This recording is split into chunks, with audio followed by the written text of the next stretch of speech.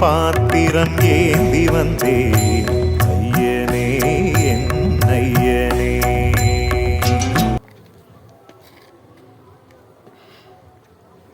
பாலா டைரக்ஷனில் வந்த நான் கடவுள், அவன் இவன், பிதாமகன் இந்த மாதிரி படத்தெல்லாம் பார்த்துருப்பீங்க. இந்த இடத்த பார்த்துருப்பீங்க.